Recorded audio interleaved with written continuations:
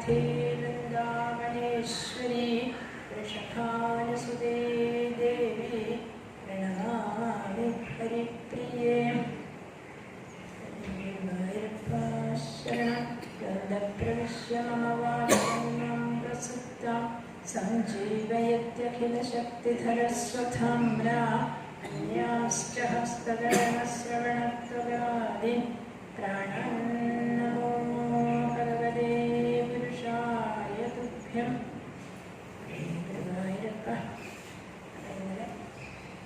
രുക്മിണി സ്വയംവരം മംഗളം പാടിയാണ് നമ്മൾ സമർപ്പിച്ചത്. ജീവാത്മാ പരമാത്മാ ഐക്യമാണ് രുക്മിണി സ്വയംവരം. ഇപ്പം എത്ര വലിയ കല്യാണമാണെന്ന് പറഞ്ഞില്ല. ജീവാത്മാ പരമാത്മാവുമായിട്ട് ബന്ധപ്പെടുന്ന കാര്യമില്ല. പക്ഷെ നമുക്കതൊരു കെട്ടറുത്തോടും നമുക്കൊരു നാമരൂപങ്ങൾ നമ്മുടെ മനസ്സ് ഭ്രമിച്ചെടുക്കുമ്പോൾ അതിനെ എങ്ങനെയാണ് നിയന്ത്രിക്കുക? ദശമസ്കന്ധത്തിന്റെ ലക്ഷണം തന്നെ നിരോധമാണ്. ചിത്തവൃത്തി നിരോധം. ഈ മനസ്സിങ്ങനെ പറഞ്ഞില്ല, സൂപ്പർ മാർക്കറ്റ് പോലെയോ അല്ലെങ്കിൽ ഗ്രാമത്തിലെ റോഡ് പോലെയൊക്കെ നമ്മൾ പറയാം. അവിടെ ചിലപ്പോൾ കഴുത ഉണ്ടാവും, ആടുണ്ടാവും, താറാവ്, കോഴി എല്ലാം നമുക്കുണ്ടാവും അല്ലേ? അങ്ങനെയുള്ളൊരു സ്ഥലം. അതുപോലെ നമ്മളതിൻ്റെ ഉള്ളിൽ ജീവിക്കും. അപ്പോൾ ചിത്തവൃത്തി നിരോധമാണ്. കെട്ടറുത്തോടും പശുവേ നല്ല പച്ചപ്പുൽ കാട്ടിയിണക്കാം, നാമരൂപത്തിൽ ഭ്രമിക്കും മനസ്സിനെ നാമമന്ത്രത്താലിണക്കാം. ഒരു പശു, പശു എന്ന് പറഞ്ഞാൽ തന്നെ എന്താണെന്ന് മനസ്സിലാവുമെന്ന് അറിയില്ല. ഒരു പശു കയറ് പൊട്ടിച്ച് പോയി. കയറ് പൊട്ടിച്ചൊരു പശു ഓടിപ്പോയാൽ അതിന് പുല്ലിട്ട് കൊടുത്താൽ അവനെന്നോ അല്ലെ അതെങ്ങനെ മറിച്ചിട്ട് കൊടുത്താൽ. ഇതുപോലെയാണ് നമ്മുടെ മനസ്സ് നാമരൂപങ്ങളിൽ ഭ്രമിച്ചത്. ഓ അയാളുടെ ഒരു മട്ടേ, അവരുടെ ഒരു നടപ്പേ, ഇങ്ങനെ നാമരൂപങ്ങളിൽ നമ്മളങ്ങനെ ഭ്രമിച്ചു പടയോ. അയാളാണ് പ്രാവശ്യ ലക്ഷണം. അതൊക്കെയാണ് തലക്കാത്ത കയറി വെച്ചേക്കുന്നത്. ഇങ്ങനെയുള്ള ചിന്തകൾ. അപ്പൊ നാമരൂപങ്ങൾ നമ്മളെങ്ങനെ ബന്ധനത്തിലാക്കുമ്പോൾ അതിനെ നാമമന്ത്രം കൊണ്ട് അടക്കാം. അതുപോലെ ഇപ്പൊ മറ്റ് കല്യാണ കഥകൾ, എവിടെയെങ്കിലും കല്യാണം ഉണ്ടാകണം ഞാൻ പിന്നെ പോയി സൂപ്പർ മാർക്കറ്റ് മുഴുവൻ പോയി, പിന്നെ ഉള്ള കല്യാണ സിൽക്സിലും കുത്താമ്പുള്ളി എല്ലാം പോയി കിട്ടാവുന്നത് മുഴുവനാണ്. അപ്പൊ അങ്ങനെയുള്ള ആ കല്യാണ ഭ്രാന്ത് ഇതിലേക്ക് ആക്കിക്കോട്ടെ എന്ന് വ്യാസം വിചാരിച്ചിട്ടാണ് ശ്രീകൃഷ്ണന്റെ വിവാഹം ലവ് മാരേജായിട്ടൊക്കെ കൊണ്ടുവന്നത്. അതൊക്കെ എല്ലാവർക്കും അറിയാവുന്നതാണ്, പറയണ്ട. ശകലം പറയാറുണ്ട്. വിദഗ്ധരാജാവിന് 5 പഞ്ചഭൂതങ്ങൾ അല്ലെങ്കിൽ പഞ്ചേന്ദ്രിയങ്ങളൊക്കെ പോലെ 5 പുത്രന്മാർ അദ്ദേഹത്തിന് ഉണ്ടായി. പഞ്ചേന്ദ്രിയങ്ങളും മനസ്സും പോലെ അല്ലെ. രുക്മി, രുക്മരഥൻ, രുക്മബാഹു. അങ്ങനെ സ്വർണത്തിന് പ്രാധാന്യം കൊടുക്കണം പറയാറുള്ള സ്വർണ്ണമാലയിടുന്നവര്, അങ്ങനെയൊക്കെയുള്ളവർ, സ്വർണ്ണ ബിസ്ക്കറ്റ് കൊണ്ടിറങ്ങുന്നവർ, അങ്ങനെയൊക്കെയുള്ള 4-5 സഹോദരന്മാർക്ക് ശേഷമാണ് രുക്മിണി സ്വസാ സതീ. സതീദേവിയെ പോലെയായിരുന്നു രുക്മിണി. രുക്മിണി ദേവി യുഗാഗതീർഗീയമാണ്. രുക്മിണിയൊക്കെ ഗ്രഹത്തിൽ വരുന്ന നാരദാദി പക്ഷീശ്വരന്മാർ പറയുന്ന കഥകളിലൂടെ ശ്രീകൃഷ്ണനെ കുറിച്ച് കേട്ട് അവിടുത്തെ ഞാൻ തമ്മേനെ സദൃശം പതി. അപ്പൊ ഭഗവാനും കേട്ടു രുക്മിണിയെ കുറിച്ച്. ഇവിടെ വന്ന് പറയണതൊക്കെ അവിടെ ചെന്ന് നാരദനാണ് പ്രധാന അശ്വിനി പരിപാടി. അപ്പൊ നാരദ മഹർഷി അവിടെയും ചെന്ന് പറഞ്ഞപ്പോ രുക്മിണി ദേവിയോട് ശ്രീകൃഷ്ണ ഭഗവാന് താല്പര്യമൊന്നും. രുക്മിണി ദിവസേന യുവതിയെ ബന്ധിക്കാൻ പോകുമ്പോൾ അവിടെയുള്ള ഈ ബ്രാഹ്മണ സ്ത്രീകളൊക്കെ പാട്ട് പാടിക്കഴിപ്പിക്കും. ഇങ്ങനെ കുട്ടിപ്പാടുന്നുണ്ടല്ലോ, തിരുവീരാണിക്കുളത്തെ കക്ഷണക്കാണ്. അങ്ങനെയുള്ള ബ്രാഹ്മണികൾ പാടുമ്പോൾ ഈ രുക്മിണിയുടെ ശ്രീകൃഷ്ണന്റെ കഥകളൊക്കെ കേട്ടും രുക്മിണി അമ്മേനെ സദൃശം പതി. അപ്പൊ ശ്രീകൃഷ്ണ ഭഗവാനുള്ള വൈരം ഉണ്ടായിരുന്ന രുക്മിണി അതിനെതിരായിട്ട് നിന്നു പോകുന്നതാണ്. അങ്ങനെ ഒരു എതിർപ്പ് വരുമ്പോഴാണ് ഭക്തി വളരെ. അപ്പൊ രുക്മിണി ദേവി ഒരു തന്റെ സുഹൃത്ത് അല്ലെങ്കിൽ ഒരു ബ്രാഹ്മണ ബാലന്റെ കയ്യിൽ സന്ദേശം കൊടുത്തേച്ചു. ആ സന്ദേശം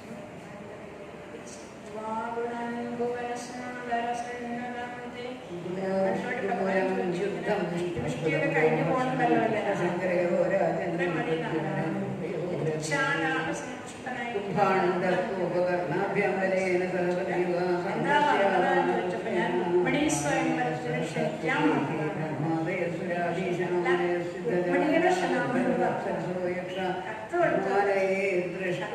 ഭഗവാൻ അത് നോക്കിയിട്ട്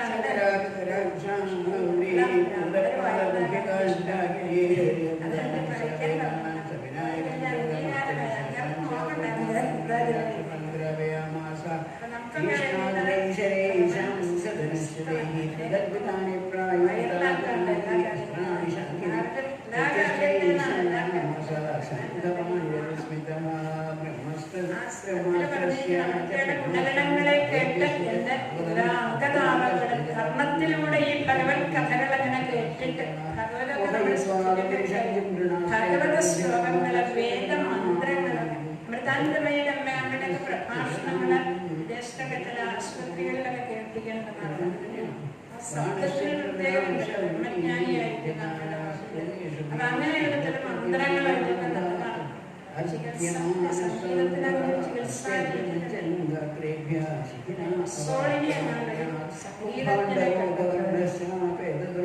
ഇന്ത്യക്കാർ പാട്ട് പാടിയ മഴ പെയ്യുന്ന ഉറക്കം വരുന്നതൊക്കെ കിടക്കുന്നത് ഞാൻ കുറെ ദിവസമായിട്ട് ഒരു പാട്ട് പാടാം. ബനാറസ് യൂണിവേഴ്സിറ്റി അവിടെ പഠിക്കുന്ന സംഗീതത്തിന് അദ്ദേഹം ഒരു ഗാനം പാടി കവിതയായപ്പം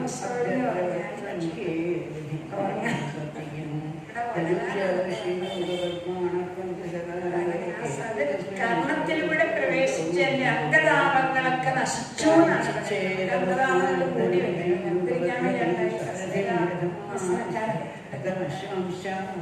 അംഗതാപങ്ങളെ ഒക്കെ മാറ്റാൻ ഇത് സഹായിക്കും. ലജ്ജയില്ലാതെ എന്റെ മനസ്സിലാക്കിയ പദങ്ങളിൽ ആവേശിച്ചിരിക്കുന്നു. ഇനിയിപ്പോ ശിശുപാലൻ എന്നെ വിവാഹം കഴിച്ചാൽ സിംഹത്തിന് വെച്ചിരുന്ന ഭാഗം വൃക്കം കൊണ്ടുപോയി അതിന്റെ പരാതി പോരായ്മ സിംഹത്തിന് തന്നെയാണ്. ഇങ്ങനെ രുക്മിണി ദേവി പറഞ്ഞു ആരും മരിച്ചില്ല വഴിയൊക്കെ പറഞ്ഞു. ക്ഷേത്രത്തിൽ പോകുമ്പോഴല്ല തൊഴുത് മടങ്ങുമ്പോ പോണോ അതായത് തൊഴുത് മടങ്ങുമ്പോ ഭഗവാൻ ചോദിച്ചു എനിക്ക് മനസ്സിലാണെങ്കിലോ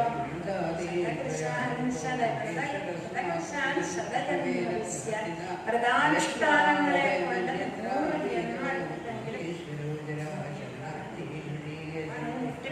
ഭഗവാന്റെ ജ്യേഷ്ഠന്റെ വിവാഹം കഴിഞ്ഞു. ജ്യോതിഷ്മതി കന്യക ലോകത്തിലെ ഏറ്റവും വലിയ ബലവാന കല്യാണം കഴിക്കുന്നു. അനന്തരൊരു പാമ്പല്ലേ ഒരു മനുഷ്യനായി ജനിക്കുമ്പോ ആവാന്ന് പറഞ്ഞു ബ്രഹ്മ. അപ്പൊ ഈ സ്ത്രീ പറഞ്ഞു ഒന്നും ഞാൻ ഇപ്പൊ തപസ് ചെയ്യും അല്ലെങ്കിൽ അങ്ങനെ ശരിക്കും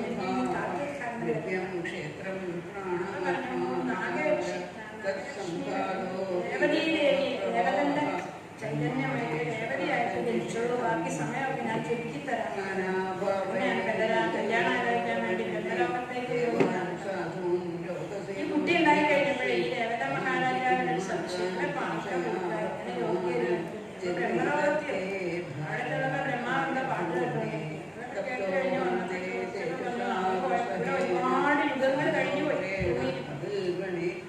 ഇപ്പൊ അന്നത്തെ രാജാക്കന്മാരൊക്കെ മണ്ണടിഞ്ഞു. ഇപ്പൊ ബലരാമൻ ജനിച്ചിട്ടുണ്ട്. നാഗേന്ദ്രനായിരിക്കും കന്യാരത്നം രാജൻ നരരത്നായ ദേവി ഈ കന്യാരത്ന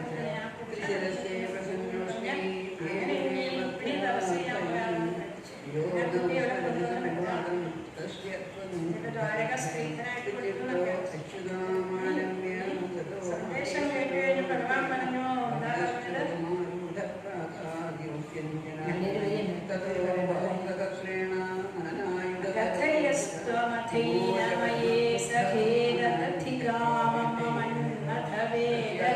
എനിക്കും ഇതേപോലെ തന്നെ അവളോട് പറയാൻ. അതുകൊണ്ട് ഞാൻ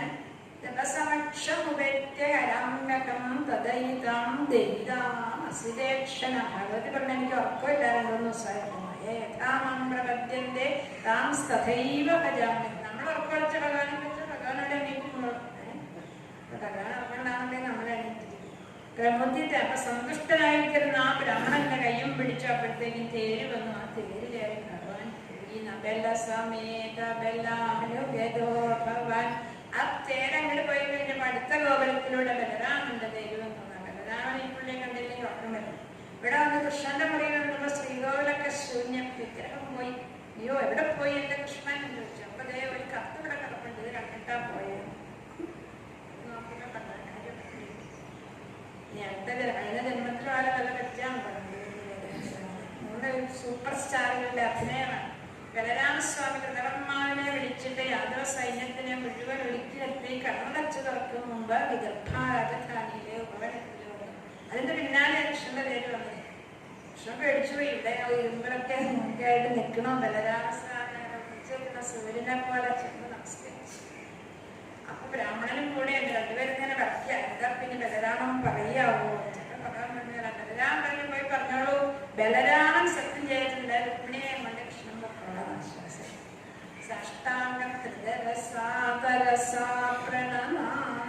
വാർത്ത ബ്രാഹ്മണൻ രുക്മിണി ദേവിയെ അടിച്ചപ്പോ മഹാലക്ഷ്മി ബ്രാഹ്മണനെ നമസ്കരിച്ചു. പോരെ ഭുവനകാന്തം. അപ്പൊ പിന്നെ ഭീഷ്മക മഹാരാജാവൊക്കെ അറിഞ്ഞു. വളരെ വലിയൊരു സ്വീകരണമാണ്. അതിനുമുമ്പ് ശിശുപാലനും പാർട്ടിയും വന്നേ. അവരും കുറെ ദാനമൊക്കെ ചെയ്താ വന്നത്. അതൊന്നും വലിയ പ്രയോജനം ഉണ്ടായില്ല എന്നാണ് ശ്രീശ്രീകൻ പറയുന്നത്. അപ്പൊ കുറെ മദ്യപാനികളായ സുഹൃത്തുക്കളൊക്കെ ഉണ്ട് ജരാസന്ധന്. അവരെല്ലാരും കൂടി വന്ന് വലിയ കൊട്ടാരത്തിലൊന്ന് കയറി വന്നിടത്തൊക്കെ കയറി ഇരുന്ന ശരിയാവില്ല. അവർക്ക് വേറെ സ്ഥലത്തേക്ക് കൊണ്ടുപോയി. അപ്പൊ ഈ വരനുള്ള കൊട്ടാരം പൂട്ടിയിട്ടു. സാക്ഷാൽ വരനേ ഉള്ളു. വരൻ വന്നു കഴിഞ്ഞപ്പോ എന്തായി?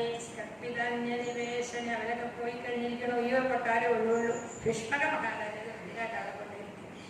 ഭഗവാൻ ആഹാരം കഴിച്ചിട്ട് മറ്റുപ്പാവലിറങ്ങി അങ്ങനെ നിന്നു. ആളുകളൊക്കെ കണ്ടു. സ്ത്രീകളൊക്കെ കണ്ടിട്ട് അപ്പോ അയ്യോ ശ്രീവഭാര്യാപവിധം ഈ കൃഷ്ണൻ തന്നെ രുക്മിണിയെ വിവാഹം കഴിക്കണം. എന്നാലോ ഇടയ്ക്കിടയ്ക്ക് അച്ഛനെ കാണാൻ വരുമ്പോ നമുക്കും കാണാമല്ലോ. അങ്ങനെ അവര് പ്രാർത്ഥിച്ച് ഞങ്ങളുടെ പുണ്യം മുഴുവനും ഈ കൃഷ്ണന് വേണ്ടി കൃഷ്ണന്മാരുടെ വിവാഹത്തിനായിട്ട് സമർപ്പിക്കാം. പിറ്റേന്റെ പ്രഭാതത്തില് ദേവി കുടുങ്ങിൽ വരുമ്പോ തൊഴാനായിട്ട് പുറപ്പെട്ടു. ഇവിടുത്തെ ലളിതമായ വേഷത്തിൽ അങ്ങനെ നടന്നാണ് പോയത്. മുഹൂരയാചത ദേവിയുടെ പദങ്ങളിൽ വീണ് പ്രാർത്ഥിച്ചു. സന്താനങ്ങളോടുകൂടിയിരിക്കുന്ന അമ്മയെ മനസ്സി ഭൂയാൻ പരമേ ഭഗവാൻ ശ്രീകൃഷ്ണൻ എന്റെ വരനായിത്തീരാൻ അമ്മ അനുഗ്രഹിക്കണേ എന്ന് പ്രാർത്ഥിച്ചു. അവരെയൊക്കെ വന്ദിച്ചു. ഒരുപാട് സ്ത്രീകളൊക്കെ ഉണ്ടായിരുന്നു. അവർക്കൊക്കെ ധാരാളം ദക്ഷിണയൊക്കെ കൊടുത്ത് അവരെ നമസ്കരിച്ച് പാർവതി പരമേശ്വരന്മാരെ ഗണപതി ആദി ഉണ്ണികളെയൊക്കെ നമസ്കരിച്ച് നൃപസുതാനിരകാൽ ഗിരിജാലയാൽ സുരുചിരം രുചിരഞ്ജിത ദിക്മുഖ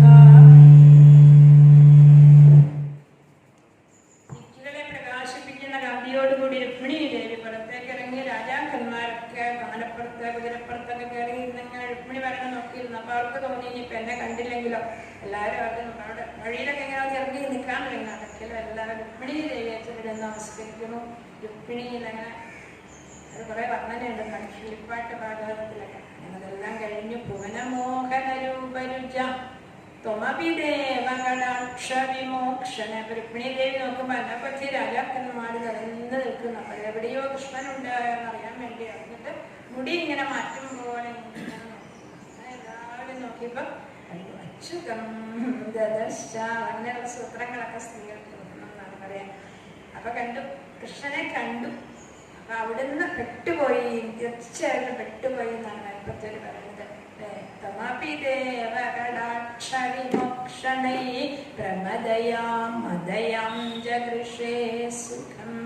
കടാക്ഷ വീക്ഷണങ്ങളാണ്. അവിടുന്ന് ഒരു മതമുള്ളവനായി കാമന്റെ ഒരു ശല്യം ഉണ്ടായി.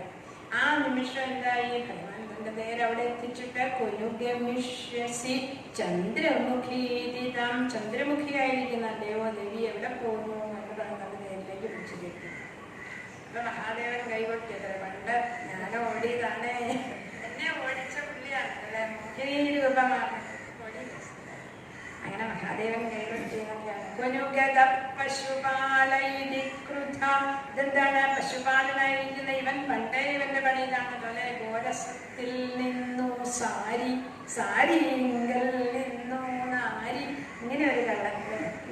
ഈ ചോരനെ എപ്പോഴെങ്ങനെയും നമുക്ക് ജയിക്കണം എന്ന് പറഞ്ഞുകൊണ്ട് നദു അവരെല്ലാവരും കൂടി യുദ്ധത്തിനായി വന്ന അവരെല്ലാം യാദവന്മാരാൽ ജയിക്കപ്പെട്ടു. നദുഭവാനുദചല്യതൈരഹോ. നായി കുറച്ചാൽ സിംഹം എന്ന പോലെ വിശുനകൈശുനകൈരിവകേസരി. അവിടത്തേക്ക് യാതൊരടപ്പുണ്ടായില്ല. കടലുരുക്മിണമാഗതമാകവേ കഥമുപേക്ഷണിപഥ്യ വിരൂപയൻ. അപ്പൊ രുക്മി പറഞ്ഞത് ആരും പോവരുത്, ഞാൻ തന്നെ പോയി ആ കുട്ടിയെ കൊണ്ടുവരും എന്ന് പറഞ്ഞു. അവിടെ ചെന്ന് ശ്രീകൃഷ്ണനുമായിട്ട് യുദ്ധത്തിൽ തോറ്റു മരിക്കും എന്നുള്ള അവസ്ഥയായപ്പോ രുക്മിണി പാദത്തിൽ വീണോണ്ട് ഇങ്ങനെ വിരൂപനാക്കി വിട്ടു. അപ്പൊ അദ്ദേഹം വിരൂപനായിട്ട് പോയി. ജരാസന്ധൻ ശിശുപാലന്റെ കത്തിൽ ചെന്നു. അവിടെ ചെന്നപ്പോ അദ്ദേഹം ഇങ്ങനെ റിഹേഴ്സലൊക്കെ ചെയ്ത് നിൽക്കത്ര വിവാഹത്തിനുള്ള. ശിശുപാലൻ കഴിഞ്ഞ ജന്മത്തില് രാവണനായിരുന്നല്ലോ. അപ്പൊ ആ ഒരു ബന്ധം വെച്ചിങ്ങനെ അദ്ദേഹത്തിനെ ഒന്ന് തോൽപ്പിക്കാമെന്ന് ഭഗവാനും വിചാരിച്ചു. അങ്ങനെ രുക്മിണി ദേവിയെ കൊണ്ടുപോയി എന്ന് കേട്ടപ്പോ പിന്നെ ശിശുപാലനും ഓടണയുടെ കൂട്ടത്തിൽ കൂടി.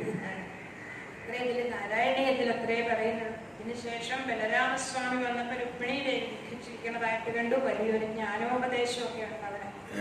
അത് ഭാഗവതത്തിന്റെ ഒരു പ്രത്യേകത. എങ്ങനെയും അദ്വൈതം കുറെ തലകയറ്റി വിടണം വിചാരിച്ചിട്ട് കല്യാണത്തിന്റെ സമയത്തും വലിയൊരു ഉപദേശം അല്ലെ. അല്ലെങ്കിൽ ആ സമയത്ത് ആ ഉപദേശത്തിന്റെ ഒന്നും ആവശ്യമില്ല.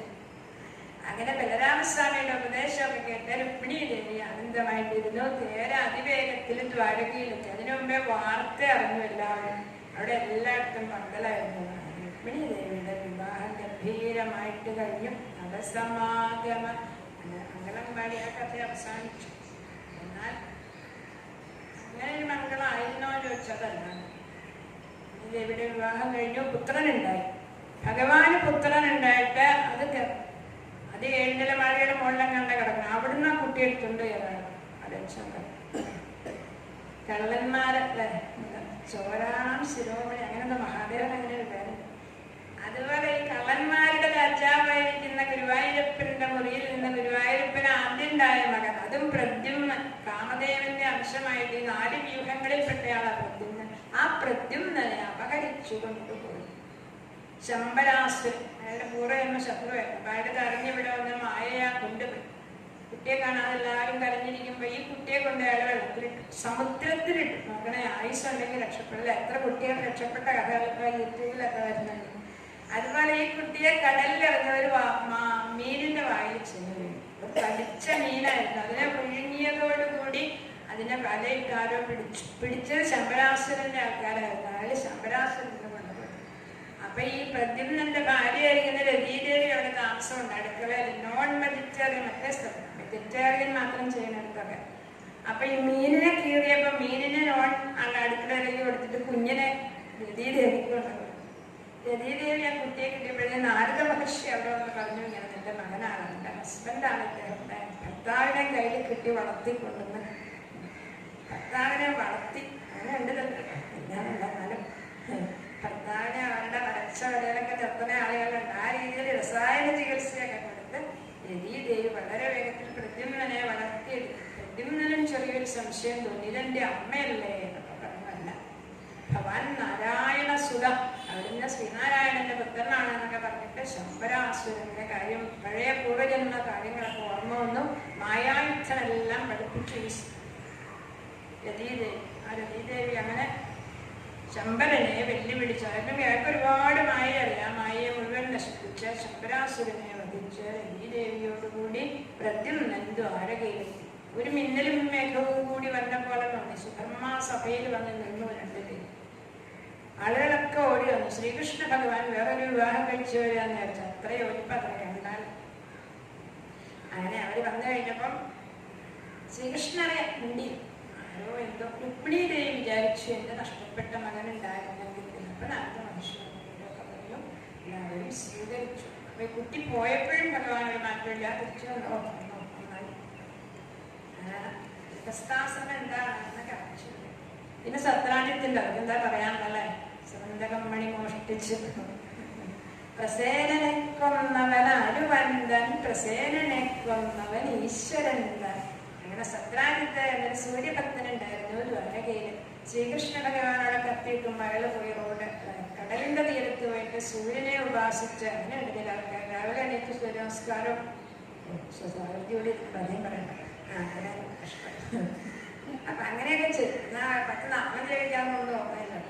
അങ്ങനെയാണ് ശ്രീകൃഷ്ണനെ ഒക്കെ ഭജിച്ചേക്കാമെന്ന് തോന്നിയില്ല. അങ്ങനെയുള്ള കുറെ ആളുകളുണ്ട്. തിരുമണി യോഗത്തിൽപ്പെട്ട 18 യോഗങ്ങളാണ് ഭഗവാൻ ഗീതയിൽ പറഞ്ഞത്. ആ ഭഗവാനെ പഠിക്കണം തോന്നുന്നു. പിന്നെ എന്ത് ചെയ്യും? അപ്പൊ ഈ സിമന്തക രത്നം സൂര്യഭഗവാൻ താഴെ ഇറങ്ങി വന്ന് അദ്ദേഹത്തിന് കൊടുത്തു. ആ രത്നവും കഴുത്തിലേക്ക് സത്രാജിത്ത് വരണുണ്ടപ്പോ എല്ലാവരും പറഞ്ഞു, ഇതേ സൂര്യഭഗവാൻ അങ്ങയെ കാണാൻ വരുന്നു എന്ന് പറഞ്ഞു ശ്രീകൃഷ്ണൻ. അപ്പൊ ഭഗവാൻ പറഞ്ഞു സത്രാജിത്താണ് എന്നിട്ട് അദ്ദേഹം ആ രത്നം ചോദിച്ചു. അത് നിത്യേന പൂജിച്ചാൽ 8 ഭാരം സ്വർണ്ണം ഉണ്ടാവും. ഈ രത്നമൊക്കെ അങ്ങേക്കല്ല, സ്വർണ്ണം ഉണ്ടാവുന്നത് അങ്ങേക്ക് തരാം, രത്നം ഇവിടെ ഇരുന്നോട്ടെ എന്ന് ഭഗവാൻ പറഞ്ഞിട്ട് അദ്ദേഹം കേട്ടില്ല. അത് രാജാവിന്റെ ഒരു കടമയാണ്, അങ്ങനെ പറഞ്ഞതാണ് ഭഗവാൻ. അപ്പൊ പ്രസേനൻ എന്ന അനുജൻ തന്റെ കഴുത്തിലിട്ടുകൊണ്ടത് നായാട്ടിന് വീഴുന്നു. അതിനൊട്ട് തടഞ്ഞൂരി. അതാണ് ഭഗവാൻ ചോദിച്ചിട്ട് കൊടുത്തില്ലെങ്കിൽ പ്രസേനന് കൊടുക്കേണ്ടി വരും. നമ്മുടെ ധനമൊക്കെ നമ്മൾ കൊടുക്കുമ്പോൾ സൂക്ഷിക്കും. ധനം ക്ഷേത്രത്തിലൊക്കെ കൊടുക്കുക, നല്ല കാര്യങ്ങൾക്ക്, അല്ലെങ്കിൽ ഇങ്ങനെ കൊടുക്കേണ്ടി വരും. വേറെ കുറെ പേര് വരുവേ രസീത് ബുക്കുമായിട്ടല്ലേ, അവർക്ക് കൊടുത്ത് നമ്മുടെ ധനമൊക്കെ പിന്നെ നരകത്തിലേക്ക് പോകും. അങ്ങനെ ഈ പ്രസേനനെ സിംഹം കൊന്നു, സിംഹത്തിനെ ജാമ്പവാൻ കൊന്നു. ജാമ്പവാന്റെ സഭയിൽ ചെന്നു, ഗുഹയിൽ ചെന്ന് ഭഗവാൻ 28 ദിവസം കണ്ട് നല്ലപോലെ ഇടി കൊടുത്ത് ജാമ്പവാന്റെ അഹങ്കാരത്തെ തീർത്ത് ജാമ്പവതി എത്ര ദിവസം ഇടിയും കൊടുത്ത് ജാമ്പവതിയെ കല്യാണം കഴിച്ചു. ഭഗവാന്റെ ഒരു കളി. അങ്ങനെ ജാമ്പവതിയെയും കൊണ്ട് ദ്വാരകയിൽ വന്നു. സിമന്തകരത്നം സത്രാജിത്തിന് കൊടുത്തു. സത്രാജിത്തിൽ എത്തിച്ച് തന്റെ പുത്രിയെ സിമന്തകങ്ങളുടെ ഭഗവാനോട് കൊടുത്തു. ഭഗവാൻ പുത്രിയായ സത്യഭാമയെ സ്വീകരിച്ചിട്ട് സിമന്തകരത്നം തിരിച്ചു കൊടുത്തു. സത്രാജിത്തിന് മരണം സംഭവിച്ചു. അക്രൂരന്റെ കയ്യിൽ കൊടുത്തു സൂക്ഷിക്കണം. അക്രൂരൻ അതുകൊണ്ട് കാശിപ്പോയി. പിന്നെ അക്രൂരന് തന്നെ അത് കൊടുത്തു. അദ്ദേഹം ദാനപതിയായിരിക്കുന്നു. പിന്നെ കാളിന്തി, മിത്രവിന്ദ, അങ്ങനെയുള്ള അവരുടെയൊക്കെ വിവാഹ കഥകൾ അവരെന്നെ പറയേണ്ടത് അവസാനിക്കും. പിന്നെ 16,000 യുവതികളെ നരകാസുരനെ വധിച്ച് അനിലിമാരെ 16,000-നും പൗമാഗ്രഹത്തേന്ന് കേട്ട കൃഷ്ണ ഹരി. അപ്പൊ അവിടെ ഒരു ചെറിയ സംഭവം ഉണ്ടായി. ദേവമാതാവിനോ കുണ്ടലം നൽകുവാൻ ദേവലോകത്തേക്ക് പോയ കൃഷ്ണ ഹരി. ഈ നരകാസുരനെ കൊല്ലേണ്ടതായി വന്നത് എന്താണെന്ന് ചോദിച്ചാൽ, ഭഗവാൻ ഇങ്ങനെ എല്ലാവരെയും കൊല്ലണല്ലേ, അതൊക്കെ ഓരോ കാരണങ്ങൾ. അന്ന് ആരും ഉണ്ടായിരുന്നില്ല അത്രയും വലിയ വീരന്മാരെയൊക്കെ. ഈ ഭീകരന്മാരെയൊക്കെ നശിപ്പിക്കണമെങ്കിൽ അതുപോലെ നല്ലൊരു കരുണാധികാരി വേണേ, അത്ര ഭയമില്ലാത്ത ഒരാൾ വേണം. അത് നമുക്കറിയാവുന്ന കാര്യമാണ്. അപ്പൊ ശ്രീകൃഷ്ണ ഭഗവാന്റെ അടുത്ത് ദേവേന്ദ്രന്റെ ഒരു പരാതി വന്നു. എൻ്റെ അമ്മയുടെ കുണ്ടലം കൊണ്ടുപോയി, വരുണന്റെ കുട കൊണ്ടുപോയി എന്നൊക്കെ പറഞ്ഞു. അങ്ങനെയാണ് നരകാസുരനെ കൊന്ന് അവിടെ 16,000. അദ്ദേഹത്തിന്റെ ജോലി എന്താണെന്ന് വെച്ചാൽ ഈ രത്നങ്ങളൊക്കെ സൂക്ഷിച്ചു. ആ കൂട്ടത്തിൽ കുറെ സ്ത്രീരത്നങ്ങളെയും കൊണ്ടുവന്ന് സൂക്ഷിച്ചു. 16,000 സ്ത്രീരത്നങ്ങൾ അവിടെ ഉണ്ടായിരുന്നു. അവരെല്ലാവരും നരകാസുരൻ മരിച്ചു എന്ന് കണ്ടപ്പോൾ, ഭഗവാനെ കണ്ടു കഴിഞ്ഞപ്പോൾ അവരെല്ലാം പ്രാർത്ഥിച്ചു, കൃഷ്ണൻ തന്നെ ഞങ്ങളെ വിവാഹം കഴിക്കണേ. അങ്ങനെ ഭഗവാൻ അവരെല്ലാം ദ്വാരകയിലേക്ക് അയച്ചു. എന്നിട്ട് സുഖമായിട്ട് തേച്ചു വിളിച്ചു. അപ്പൊ സത്യഭാമ ഉണ്ടായിരുന്നു. അതാണ് ഈ ദീപാവലി എന്ന് പറയുന്ന ദിവസം. അതാണ് തേച്ചു വിളിക്കാൻ കാരണം. നരകാസുരനെയൊക്കെ കൊന്ന ശ്രീകൃഷ്ണൻ ഭംഗിയായിട്ട് തേച്ചു വിളിച്ച് അങ്ങോട്ട് പോകാനാ. സ്വർഗത്തിലേക്ക് പോകുമ്പോൾ നല്ല മേക്കപ്പ് ഒക്കെ ചെയ്ത് സത്യഭാമയോടുകൂടി അവിടെ ചെന്നപ്പോ സത്യഭാമയെ കണ്ട് എല്ലാവരും മോഹിച്ചു പോയി. പാരിജാതം കൊണ്ടുപോകണം എന്ന് സത്യഭാമ പറഞ്ഞു. അവിടെ യുദ്ധം ഉണ്ടായി. അങ്ങനെ പാരിജാതവും കൊണ്ട് ഭഗവാൻ പോന്നു. പിന്നെന്താണ് എന്റെ കഥ വായിച്ചു കിട്ടും.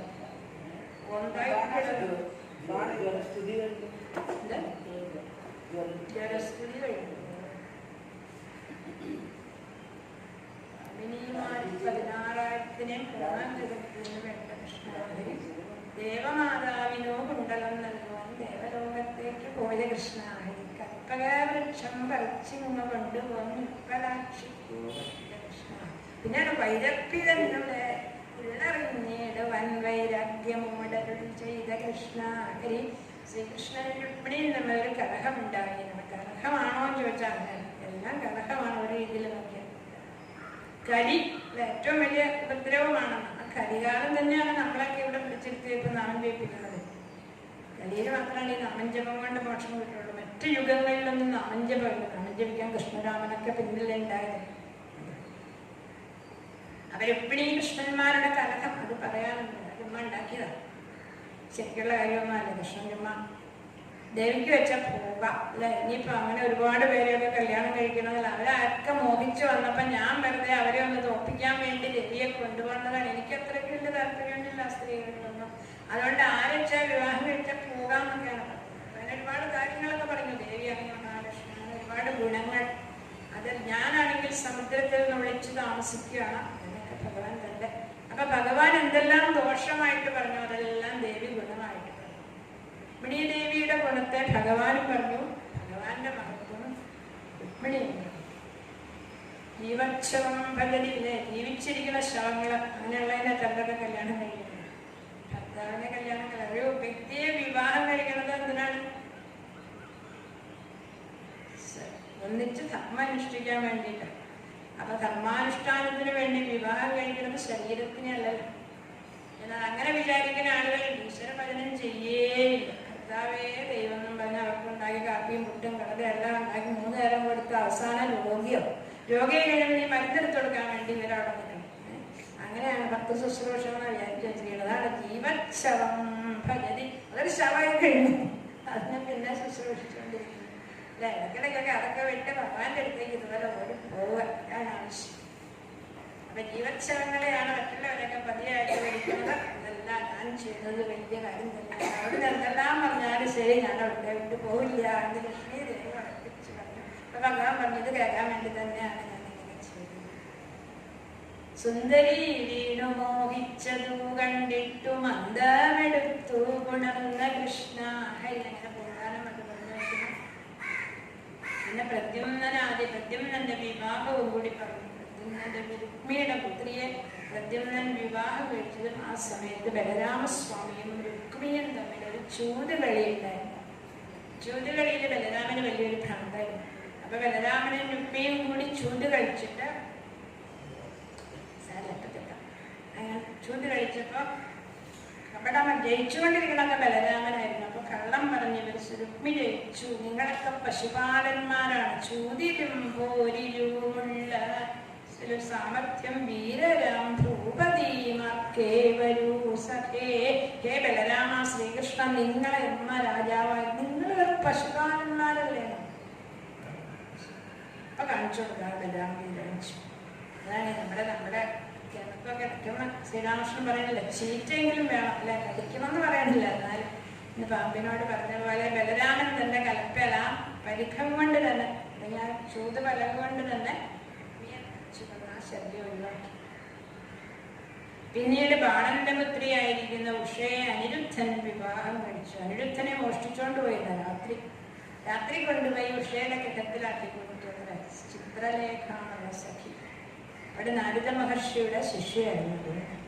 അങ്ങനെ പ്രദ്യുമ്നപുത്രനായ അനിരുദ്ധനെ കാണാനില്ല എന്ന വാർത്ത ദ്വാരകയിൽ പറഞ്ഞ് എല്ലാവരും കൂടി യുദ്ധത്തിനായിട്ട് ഇവിടെ വന്നു. ബാണാസുരനുമായിട്ട് വലിയ യുദ്ധമുണ്ടായി. 1000 കൈകളാണ് ബാണാസുരൻ. ഈ 1000 കൈകൾ കൊണ്ട് അദ്ദേഹം വാദ്യം പ്രയോഗം ചെയ്തിട്ട് ശ്രീ മഹാദേവനെ ശൃംഗവൃത്തപ്പന്റെ പ്രദോഷ നൃത്തത്തിൽ അദ്ദേഹം ധാരാളമായിട്ട് ഇങ്ങനെ താളം പിടിക്കുകയായിരുന്നു. 1000 കൈകളും 1000 വാദ്യോപകരണങ്ങളും മഹാദേവൻ നൽകി. കുറെ കഴിഞ്ഞപ്പോൾ ഒരു ദിവസം അദ്ദേഹം മഹാദേവനോട് പറഞ്ഞു, അതെ ഇതൊരു വലിയ ഭാരം ഈ 1000 കൈയിൽ. നമ്മൾ അങ്ങനെയൊക്കെ പറയുമായിരിക്കും കുറെ കഴിയുമ്പോൾ ഈ ഭാഗത്തൊക്കെ ഇനി വേറെ എല്ലാം ഉണ്ടെങ്കിൽ പറയും. എന്നാൽ അത് എന്തിനാ ഉപയോഗിക്കണമെന്ന് അറിഞ്ഞൂടല്ലോ അവിടെ. അപ്പൊ ഇത് ഭഗവാനെ ഉപാസിച്ചാൽ എന്താണ് ഫലം എന്നുള്ളത് ബാണാസുരൻ മറന്നു. അപ്പൊ അദ്ദേഹത്തിനോട് പറഞ്ഞു, ഈ 10,000 കൈകളൊക്കെ എനിക്കൊരു ഭാരമാണ്, അങ്ങോട്ടടുത്തായിട്ടൊന്ന് യുദ്ധം ചെയ്താൽ കൊള്ളാമെന്നാണ് എനിക്കിപ്പം മോഹം. മഹാദേവൻ വല്ലാതെ ദക്ഷിണൊന്നും ആവശ്യമില്ല, വല്ലാതെ അളവിയോ കുറിച്ചിട്ട് മഹാദേവൻ പറഞ്ഞു, എനിക്ക് തുല്യനായിട്ടൊരാൾ വരും, നിന്റെ തപ്പം അതെങ്ങനെയാ അറിയാമെന്ന് ചോദിച്ചു. കൊടിക്കൂറ വീട് ഒരു ദിവസം തന്നെത്താനെന്ന് പറഞ്ഞു. അങ്ങനെ കൊടിമരത്തേലും നോക്കിയിരുന്നു. അങ്ങനെയാണ് പറഞ്ഞത്. യാദവന്മാരെല്ലാവരും കൂടെ വന്നു. യുദ്ധത്തിലെ ബാണാസുരന്റെ കൈകളെല്ലാം ഭഗവാൻ മുറിച്ചു. 4 കൈകളാക്കിയപ്പോൾ മഹാദേവൻ വന്ന് നമസ്കരിച്ചു. അവിടെയാണ് ഈ ജ്വരം വരുന്നത്.